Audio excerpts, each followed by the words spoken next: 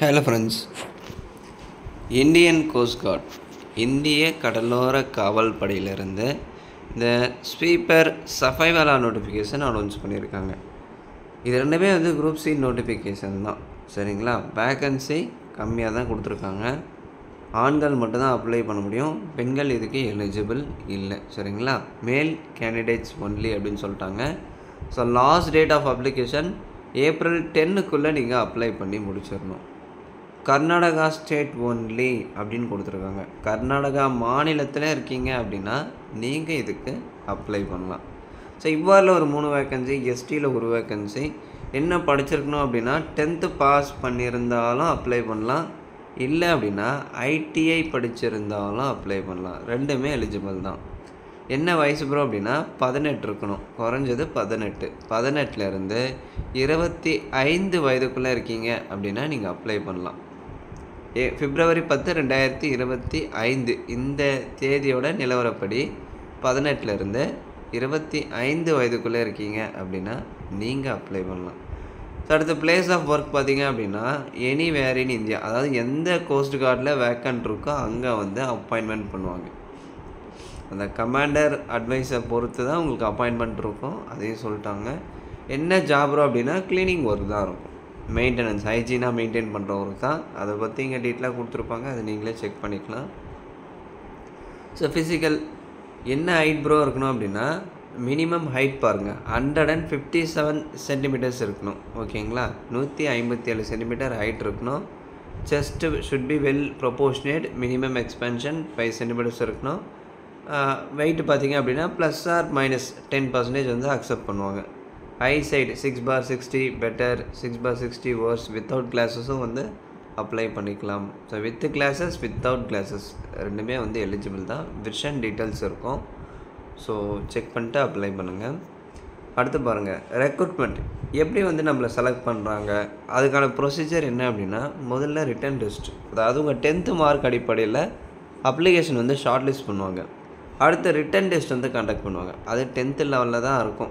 அது பார்த்தீங்க அப்படின்னா உங்களுக்கு general knowledge, general English 10th standard லெவலில் 50 மார்க்கு கொஷின் வரும். இதில் எஸ்டி கேட்டகரியாக இருக்கீங்க அப்படின்னா மினிமம் 45% எடுத்தால் பாஸ் ஆகலாம். இதுவே நீங்கள் ஜென்ரல் கேட்டகரியாக இருக்கீங்க அப்படின்னா 50% எடுத்தால் பாஸ் ஆகலாம். Only those who qualify in the written test will appear in the professional skill test.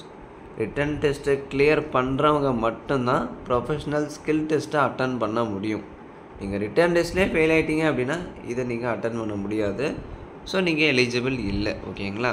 So professional skill test அப்படின்னா இங்கே பாருங்கள், இதில் என்னென்ன இருக்கும் அப்படின்னா ஸ்கில் டெஸ்ட் அப்படின்னா ப்ராக்டிக்கல், அதாவது செய்முறை தேர்வு அப்படின்னு சொல்லுவாங்க. ப்ராக்டிக்கலாக அதை நீங்கள் பர்ஃபார்ம் பண்ணுற மாதிரி இருக்கும். ஸ்வீப்பிங், மாப் பண்ணுறது, ஸ்வீப் பண்ணுறது, பெருக்கிறது, மாப் போடுறது, டாய்லெட்ஸை க்ளீன் பண்ணுறது, அந்த மாதிரி ஒரு சில ஒர்க்கை கொடுத்து டெஸ்ட் பண்ணுவாங்க, நீங்கள் நல்லா க்ளீன் பண்ணுறீங்களா அப்படின்னு சொல்லிட்டு, ஓகேங்களா? அதுதான் ப்ரொஃபஷ்னல் ஸ்கில் டெஸ்ட். அடுத்த ஃபிசிக்கல் ஃபிட்னஸ் பாருங்கள், இதுக்கும் ஃபிசிக்கல் இருக்குங்க. 1 mile running, 1.6 kilometre running 7 minutes, 7 நிமிஷத்தில் 1.6 கிலோமீட்டர் ரன்னிங், அதாவது 1 மைல் ரன்னிங்கை நீங்கள் கம்ப்ளீட் பண்ணிடணும். அதை தொடர்ந்து உங்களுக்கு 20 ஸ்குவாட்ஸ், 10 புஷ்அப்ஸும் கண்டக்ட் பண்ணுறாங்க. அதாவது நீங்கள் ஃபிசிக்கலி ஃபிட்டாக இருக்கீங்களா அப்படின்னு சொல்லிட்டு செக் பண்ணுறாங்க. அதாவது இதெல்லாம் பர்ஃபார்ம் பண்ணுறவங்க ஓரளவுக்கு ஃபிட்டாக தான் இருப்பாங்க, அதனால தான் ஃபிசிக்கல் இதுக்கும் கண்டக்ட் பண்ணுறாங்க. நீங்கள் கேட்கலாம் ப்ரோ, மாப் போடுறதுக்கு தொடக்கிறதுக்கெல்லாம் ஃபிசிக்கல் கண்டக்ட் பண்ணுவாங்களா அப்படின்னு கேட்டிங்கன்னா ஜஸ்ட் உங்கள் ஃபிட்னஸை செக் பண்ணுறாங்க. இந்தியன் கோஸ்ட் கார்டு பொறுத்தவரையில் எப்போவுமே ஃபிட்னஸ் செக் பண்ணுவாங்க, சரிங்களா? இது ரெகுலர் தான், ரெகுலர் சென்ட்ரல் கவர்மெண்ட் போஸ்டிங், அதை ஞாபகம் வச்சுக்கோங்க. Regular central government posting.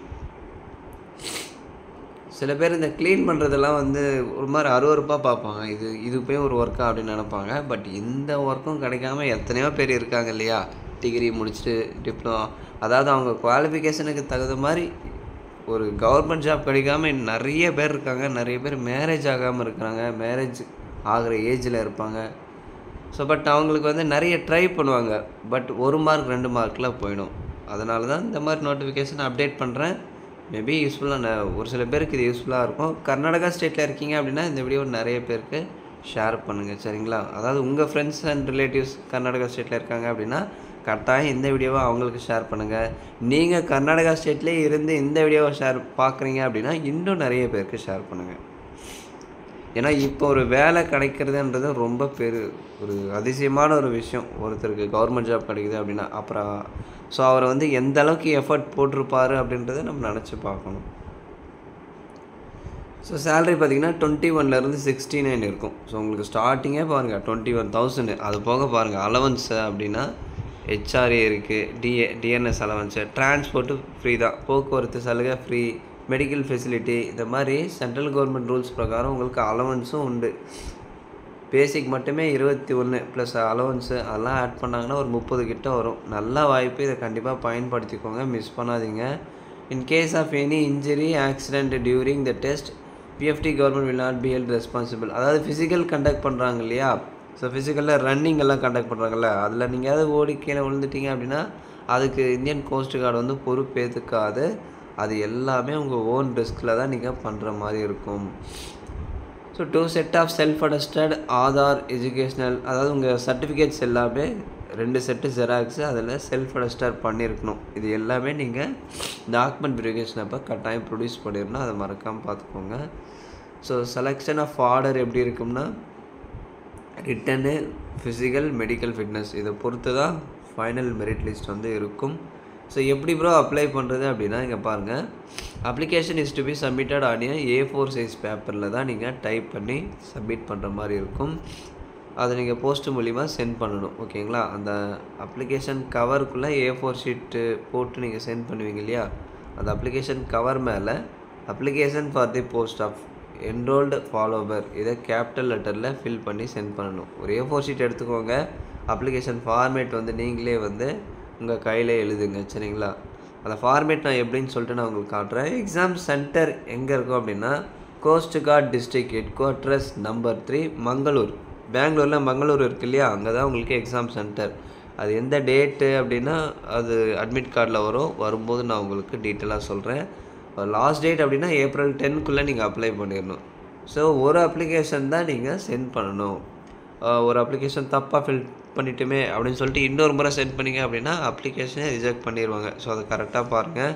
இதை தாண்டி உங்களுக்கு ஏதாச்சும் டவுட் இருக்குது அப்படின்னா டெலிஃபோன் நம்பரும் கொடுத்துருக்காங்க, இதுக்கு நீங்கள் காண்டாக்ட் பண்ணி கேட்கலாம்.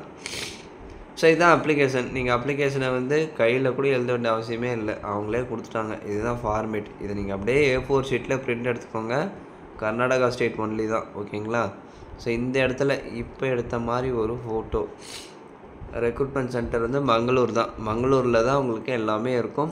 போஸ்டிங் மட்டும் அவங்க எங்கே சொல்கிறாங்களோ அங்கே போய்ட்டு நீங்கள் ஒர்க் பண்ணுற மாதிரி இருக்கும். எந்த கோஸ்ட் கார்டு ரீஜனில் வேக்கண்ட் இருக்கோ அங்கே அப்பாயின்மெண்ட் பண்ணுவாங்க. மற்றபடி செலெக்ஷன், ஃபுல் செலெக்ஷன் எல்லாமே மங்களூரில் தான் உங்களுக்கு கண்டக்ட் பண்ணுவாங்க.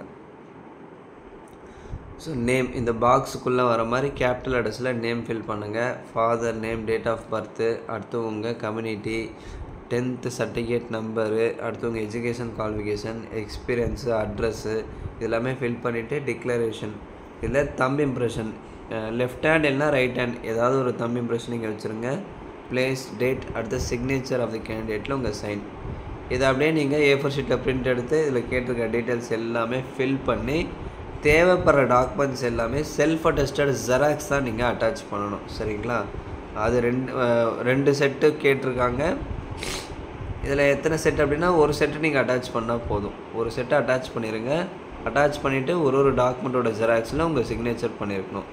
ஸோ சிக்னேச்சர் பண்ணிவிட்டு April 10க்குள்ளே தி பிரசிடென்ட் கொடுத்துருக்காங்க இல்லையா, ஸோ இந்த அட்ரஸ்க்கு நீங்கள் April 10க்குள்ளே சென்ட் பண்ணிடணும். ஸோ மங்களூர் அந்த லொக்கேஷனுக்கு நீங்கள் சென்ட் பண்ணணும் April 10க்குள்ளே. ஸோ இதை தாண்டி உங்களுக்கு ஏதாச்சும் டவுட்ஸ் இருக்குது அப்படின்னா கமெண்ட்ஸில் கேளுங்கள், இல்லை வாட்ஸ்அப் பண்ணுங்கள். இந்த வீடியோ நிறைய பேருக்கு ஷேர் பண்ணுங்கள். சரிங்களா, இது ஒரு ரெக்வஸ்ட்டாக கேட்டுக்கிறேன். தேங்க்ஸ் ஃபார் வாட்சிங்.